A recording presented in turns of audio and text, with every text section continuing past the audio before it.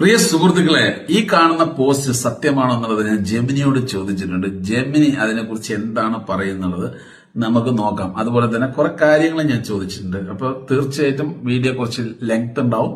താല്പര്യമുള്ളവർ കേൾക്കുക, അല്ലാത്തവർ ഒഴിവാക്കുക. കേൾക്കാം. ഈ ചിത്രം സൂചിപ്പിക്കുന്നത് ശരിയായ കാര്യമാണ്.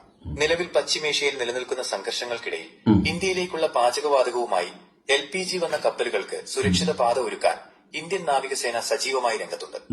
ഈ വിഷയത്തെക്കുറിച്ചുള്ള പ്രധാന വിവരങ്ങൾ താഴെ നൽകുന്നു.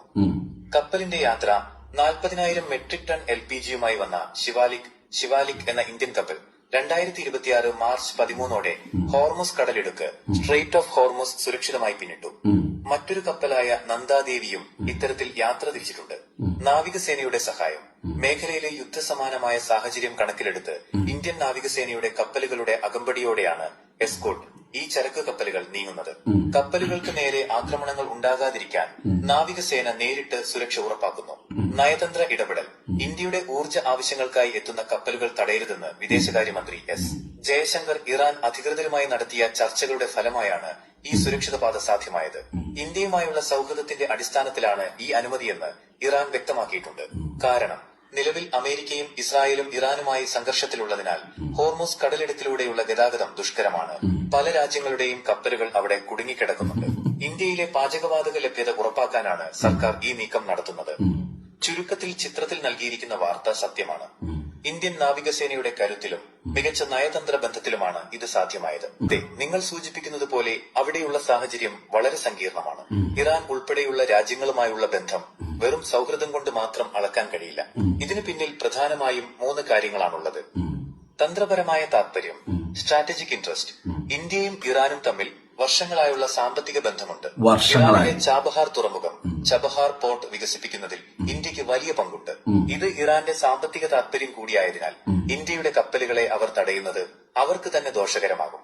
നയതന്ത്ര വിലപേശൽ, ഡിപ്ലോമസി. ഒരു വശത്ത് അമേരിക്കയുമായി അടുത്ത ബന്ധം പുലർത്തുമ്പോൾ തന്നെ മറുവശത്ത് ഇറാനുമായും റഷ്യയുമായും സംസാരിക്കാൻ കഴിയുന്ന ചുരുക്കം ചില രാജ്യങ്ങളിലൊന്നാണ് ഇന്ത്യ. ഈ ഒരു ബാലൻസിംഗ് ആണ് കപ്പലുകൾക്ക് വഴി കിട്ടാൻ സഹായിക്കുന്നത്. നാവികസേനയുടെ സാന്നിധ്യം. വെറുതെ വിട്ടുകൊടുക്കും എന്ന ഉറപ്പിന്മേൽ മാത്രമല്ല കപ്പലുകൾ പോകുന്നത്. ഇന്ത്യൻ നാവികസേനയുടെ യുദ്ധക്കപ്പലുകൾ തൊട്ടടുത്തു തന്നെ സുരക്ഷാ കവചമായി എസ്കോർട്ട് കൂടെയുണ്ട്.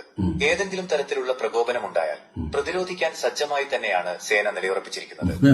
ചുരുക്കത്തിൽ ഇത് കേവലം ഒരു സൗഹൃദത്തിന്റെ പുറത്തല്ല, മറിച്ച് ഇന്ത്യയുടെ സൈനിക കരുത്തും ഒപ്പം തന്നെ ആഗോളതലത്തിലുള്ള സ്വാധീനവും ഉപയോഗപ്പെടുത്തി നേടിയെടുത്ത സുരക്ഷിത പാതയാണ്.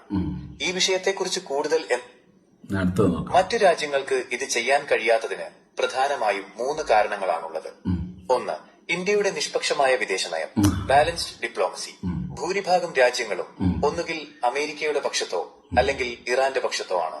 എന്നാൽ ഇന്ത്യ ഈ 2 വിഭാഗങ്ങളുമായും ഒരേപോലെ നല്ല ബന്ധം സൂക്ഷിക്കുന്നു. അമേരിക്കയുമായുള്ള ബന്ധം. പടിഞ്ഞാറൻ രാജ്യങ്ങളുമായി ഇന്ത്യക്ക് ശക്തമായ പ്രതിരോധ ബന്ധമുണ്ട്. ഇറാനുമായുള്ള ബന്ധം. ഇന്ത്യ ഇറാനിലെ ചാബഹാർ തുറമുഖം വികസിപ്പിക്കുന്നതിൽ വലിയ നിക്ഷേപം നടത്തിയിട്ടുണ്ട്. ഇറാന്റെ സാമ്പത്തിക വളർച്ചയ്ക്ക് ഇന്ത്യയുടെ സഹായം അത്യാവശ്യമാണ്.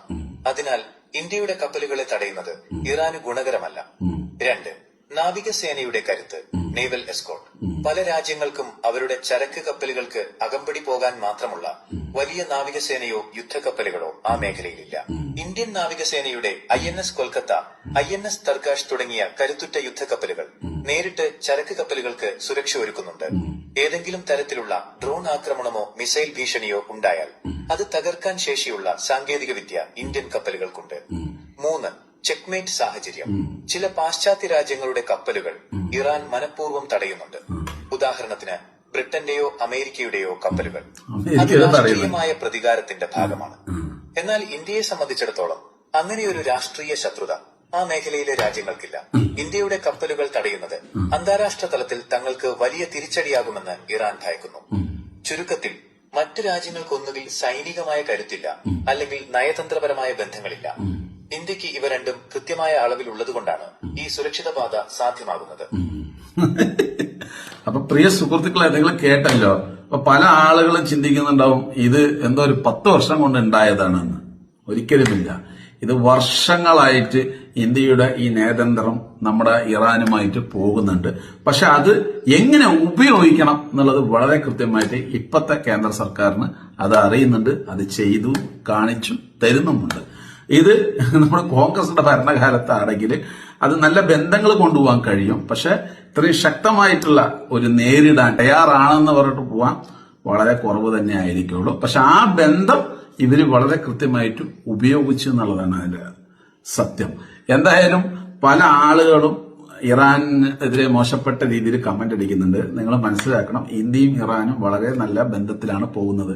അതുകൊണ്ടാണ് മറ്റുള്ള രാജ്യങ്ങൾക്ക് പോലും ഇതിന് അനുവാദം കൊടുക്കാതെ ഇന്ത്യക്ക് വളരെ കൃത്യമായിട്ട് അനുവാദം കൊടുത്തിരിക്കുന്നത്. എത്ര തന്നെ എക്സ്പോർട്ട് കൊടുത്താലും അവർക്ക് വേണമെങ്കിൽ ആക്രമിക്കാൻ ശ്രമിക്കാം, ഒരു ഭീതി ഉണ്ടാക്കാനും അതുപോലെ തന്നെ അടുത്ത പ്രാവശ്യം ചരക്ക് കൊണ്ടുപോകുന്നത് തടയാനൊക്കെ അവർക്ക് സാധിക്കും. സാധിക്കാതെയൊന്നുമില്ല.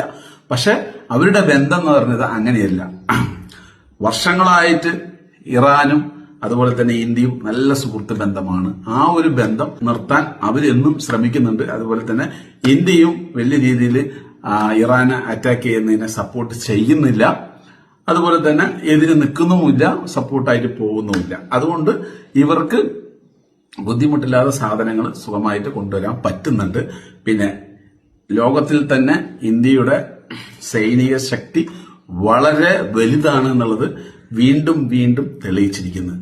അപ്പോൾ ഇപ്പോഴത്തെ ഒരു സാഹചര്യത്തിൽ ഇറാൻ വന്ന് ഇന്ത്യയെ വെറുപ്പിച്ചു കഴിഞ്ഞാൽ പിന്നെ എല്ലാവരും കൂടെ ചേർന്ന് ഒരു ആക്രമിക്കേണ്ട ഒരു അവസ്ഥയിലേക്ക് പോകും. ഇറാനിന് വലിയ രീതിയിൽ തിരിച്ചടിയാവും.